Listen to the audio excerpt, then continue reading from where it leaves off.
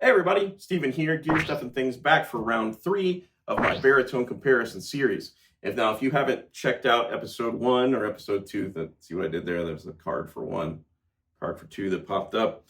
You can go check those out, but essentially what it is I check out 2 baritone guitars, I compare them in spec as well as audio quality, and then I kind of give you my honest feedback as someone who's played baritone for about 25 years.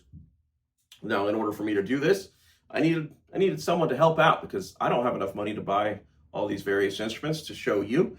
As much as I would love to have that kind of money and resource, I don't. But I have partnered with the fine folks at Zounds who have been kind enough to loan me these instruments long enough to make videos for you.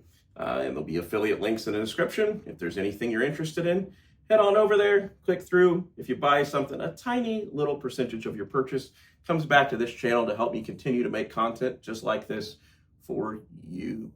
That's right, you. Specifically you over there. I don't even know why you're here, but thanks for being here. Now, if you haven't seen the series yet, in the first video, I did a comparison between a Schecter baritone and an ESP baritone. Both were 6-string. There aren't a lot of 6-string options available on Zounds right now because people have purchased them because baritone is popular right now. So I went with 7s. But in that first video, I compared an ESP to a Schecter. I was so blown away with the Schecter PT-EX in that video that I just bought it. I kept it. I love that guitar. The spec set was incredible. It was set up flawlessly out of the box. Just incredibly reliable. And I don't know, I was blown away by it. So I wanted to see if that level of quality spread through the entirety of Schecter's product line that is in that price range. And I was not disappointed, and you're about to find out why. So let's go ahead and dive into the guitars. So up first, we've got this right here, which is the Schecter PT Black Ops 7-string. It features a fan-fretted neck, which is the main selling point of this instrument. It is 27 inches in scale on the low notes, 25.5 on the high. It allows you to have that nice, comfortable slinkiness that you would expect from a Fender scale guitar for your licks and leads and such, as well as the added extended range for your low stuff, so you have the proper tension across the board. Fantastic stuff. And since we're starting with the neck, let's go ahead and just talk about the rest of the specs of the neck, which are as follows. This is an ebony fretboard. These are stainless steel jumbo frets, lumen lay side dots. This is a thin U neck, which is pretty common for something of the PT range. It feels more classic. It has the more rounded feel of a traditional telly type of thing, which is pretty cool. This is a mahogany neck, which is 3-piece. Pretty cool. It is carbon fiber reinforced, which is a real highlight on these Schecter instruments. They're really going all out with high-end specs and stuff over the $1,000 range, and this is no exception. This thing is fully spec'd out. It's got a beautiful open pore matte black finish on that neck, and that finish goes across the body and the back, top and back as well. But we're not quite there yet. Additionally, on the neck, we have a Tusk Graphtec nut, which is great, high-end spec stuff there. And we've got locking tuning keys from Schecter themselves.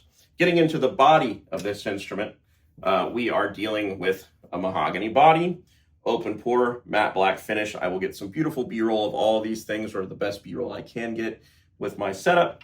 And yeah, just a beautiful finish. It feels wonderful. You can see the wood grain quite well of the mahogany. Beautiful stuff. It has this pickguard. It's supposed to be simulating some sort of worn metal. I've shown you that in some previous videos. It doesn't really work quite the way they want to, but it is a nice complement to the instrument. We have a bridge from the fine folks at Hipshot. Again, high-end quality hardware and specs on this instrument. Hipshot makes amazing stuff. Can't complain with that level of quality.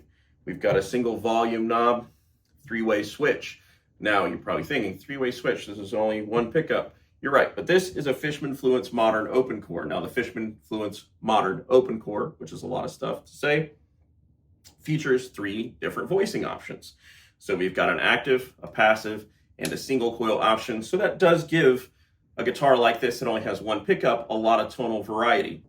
That being said, I do have some gripes with this instrument, but we'll cover those at the end of this. Some of you are maybe already able to see the inherent flaw of this instrument.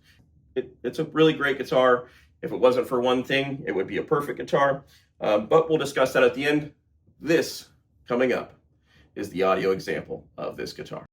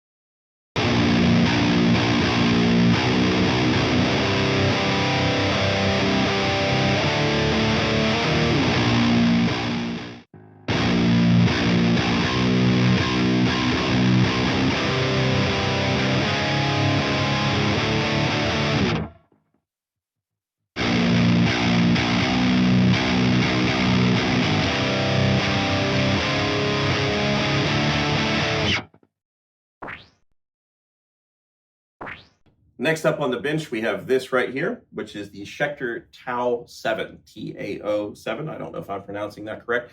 Let's just get it out of the way that I'm probably going to pronounce some things incorrectly. But that's what the comment section's for, correcting the person making the content. So have at it. There's going to be mistakes. I'm not going to pronounce all of this exactly how it probably should be because, hey, I'm just a guy who likes guitars. I'm not that smart. Anyhow, we're going to start this one off with the neck 2.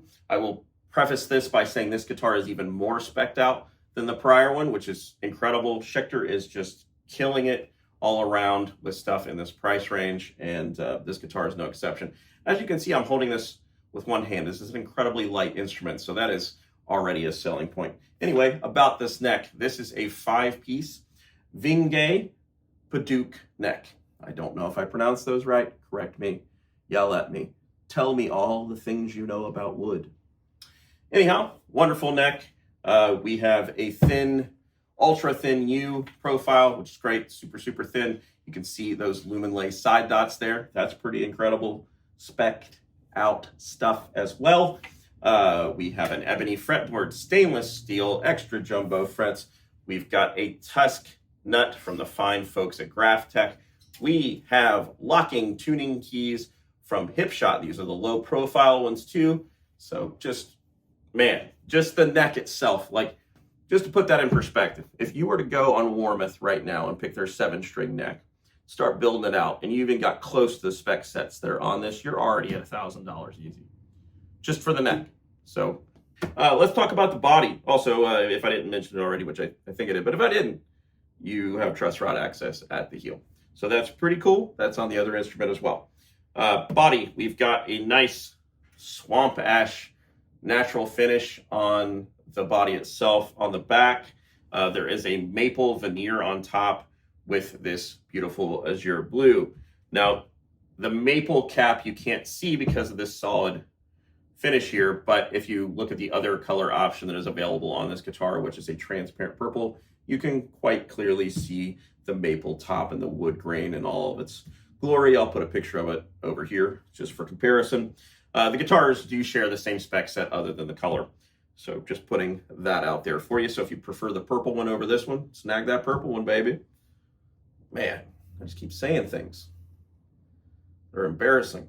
So yeah, solid color. Can't see the maple cap. I'm not sure why they would do that, other than it probably just saves them trouble in that they're probably making multiples and multiples and multiples of the same instrument.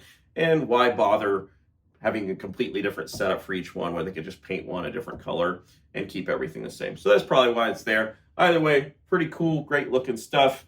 Getting into the pickups and hardware on this end of things, we have the Colossus and Chaos Breaker.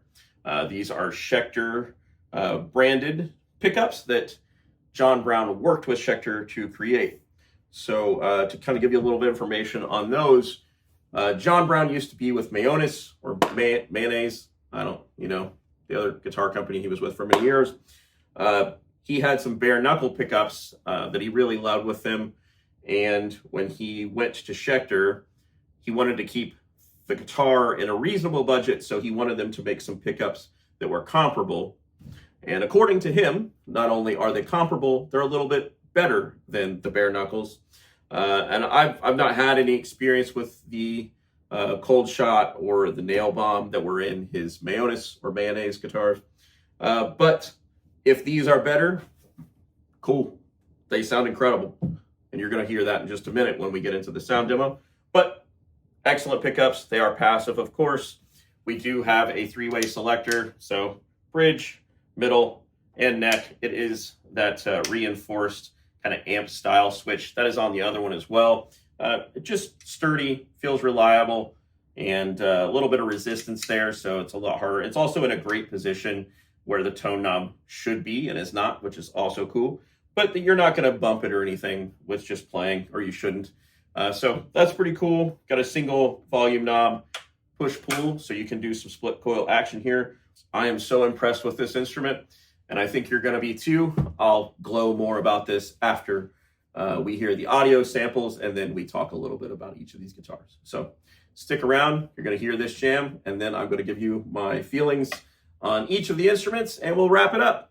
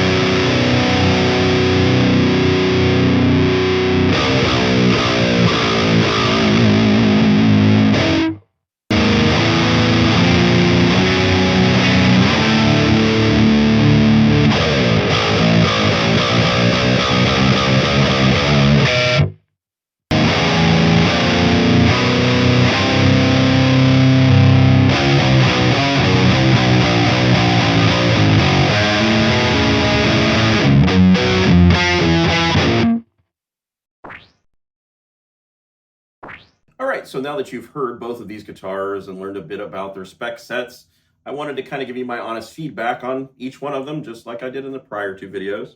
We're going to start with this right here, which is the Tao 7-string signature series for John Browne. And I'm just going to be honest with you on this one. And it's disappointing for me to say it, but this may be the nicest 7-string I've ever played in my life. I've played the purple version of this one recently as well, and it was great. This one is even better. The weight distribution, everything about it is just flawless.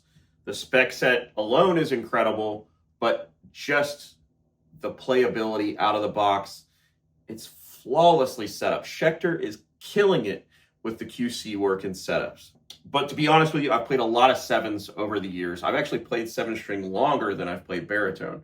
Baritone 7 is a new thing for me. I've only been doing it about 2 years now, but I gotta be honest, man. I've played a lot of Ibanez Prestige models. I've played a crap load of ESP 7s. My very first 7-string ever was an ESP. I've owned a few Schecter 7s back in the day. Wasn't really a huge fan of the original lines of them in comparison to all of those instruments, which is probably, honestly, if I'm being completely truthful with you, between all the different Ibanez I've played and all the various ESPs and different ones I've played at stores, I've probably played 50 to 100 7s over the years, just trying things out. And I've probably owned about 12 to 13 of them. I think I still own 4 of them, including the Solar stuff that I'm endorsed by. And I have to be honest, this is literally the nicest 7-string I've ever laid my hands on. I've even played some Jackson stuff that is pretty close to this, actually, and I hope to get some of those on the channel too. But man, this guitar is just dream status for me. Like, if I were going to go get a 7-string right now, like, this is the one. I'm so blown away with Schecter, man. Schecter did not let me down. So this is actually kind of a hard one, but I guess if I was going to find anything to complain about with this instrument, it would be that this little strap peg here is in the position it's in. This is fairly narrow, so it doesn't give it a lot of opportunity to be placed elsewhere, but I think it would be better suited if it was placed under here as far as balancing things out. The guitar is pretty balanced. There is a tiny bit of neck dive, nothing major. Like, we're talking like it'll do one of these if you got it up here. So it's nothing too crazy, but it would have even less of that if it was able to have the strap here. I think it would just completely eliminate it. Schecter Tao 7-string John Browne 9.5. I would make it a 10 if it came with a case. You already know my feelings on that. Guitars that are over $1,000 that don't come with cases, it's a travesty. What are you companies doing? All right, so let's talk about this jam right here, which is the Schecter PT Black Ops 7-string fan-fretted monster. In all aspects, this guitar is arguably perfect, especially for someone like me who loves single pickup guitars, especially one that in theory should have a ton of variety as far as tone goes, at least 3 different tones available to you because of this pickup with, you know, the options that are there. You've got an active sound, a passive sound, and a single coil sound. There's one glaringly obvious problem with this instrument, and that, unfortunately, my friends, is the pickup position itself. It's not a good choice. So think of it in terms of the distance from the saddle to the pickup. So with this guitar, the bottom 3 strings sound normal. They are appropriately spaced in distance from the bridge and the pickup. So they sound like you would expect them to sound, which is great. But when you get into the low notes, the latter 4 notes, especially on the last 2, those strings sound like they're in the center position at all times. There's nothing you can do to change it either. Like, no matter what position it's in with the switch, no matter what voice you're using, it still sounds like it's in the middle position of the guitar. Now, I'm someone who owns one of the Stephen Carpenter signature series Tellys, and I removed the pickup that was in that position because it just didn't sound good. There was nothing you could do to get it to sound good. Even he doesn't use them on those guitars, but this guitar has it in that position. And if the bridge was in a normal position and it wasn't fan fretted, then yeah, it would probably sound amazing, and it would be an amazing workhorse T-shaped guitar from Schecter. But they dropped the ball when they didn't angle this pickup, because everything else about this guitar is arguably perfect. In fact, I would probably go for it over the other one, even though I love the other one, just based upon the simplicity and how it appears and the spec set if it weren't for this pickup placement. And it sucks because they really missed an opportunity here by just having that slightly angled. And the thing I don't get about this more than anything is Schecter makes guitars that are cheaper than this one, that are fan fretted, that have angled pickups. So it's not like they couldn't do it. But it's because they wanted the Fishman to be in it, I'm assuming, or they had already routed these bodies prior to deciding what to do with them. I don't know. You can't get away from that middle pickup sound. And unless that's something you want or something you're looking for, you're probably not going to jive with this instrument. And that's a shame, because it's amazing. Like, it has everything about it that would make it a great high-end instrument. And it's not to say that it's not one. Just for me personally, and even other people I've seen review this guitar, Andrew Baina to be one, there's another fellow that did the same type of video, but the complaint remains, the pickup placement makes the guitar almost non-usable to people that want to do the more metal type of thing, because it is too bassy and too percussive. And that's not what a lot of people want. It may be what you want, and honestly, it's an opportunity to have a tone that may be different than someone else, so maybe it is something you'd like. Or if you're someone who's in more of like the doom-oriented world, this guitar might be perfect for you, because it is kind of leaning into that more muddy territory just naturally. And it is a little brighter because of the Fishman, but it still has that middle to neck pickup sound at all times on the low notes. Again, the high notes sound normal, they feel normal, everything's great about it. It's just that one thing. So with that in mind, man, also no case. So it's over $1,000, no case. I'll bleep that out. 7.5. 7.5. So that is my take on both of these instruments. And to wrap it up here, neither one of them is bad. They're both amazing. They're both insanely spec'd. Like, Schecter is killing it. I can't wait to get more Schecter stuff on the channel here, because it is so freaking impressive. I gotta say it, friends, if you're someone that's out there looking for something in the baritone scale world, check out the Schecter stuff. Then I some honorable mentions in the Schecter world that are in the 27-inch area. The Keith Marrows have a 27-inch and a 26.5-inch option. There is a series called the Sunset or Summers. I think it's called Sunset. Those are 27 inches in scale as well on 7. And they're arguably the same shape as the Tao and significantly less. The spec sets as far as the wood and hardware components and electronics is different, and that affects the pricing, of course. But that being said, I can't imagine that they are not anywhere, near these. Like, they're probably right up there with them.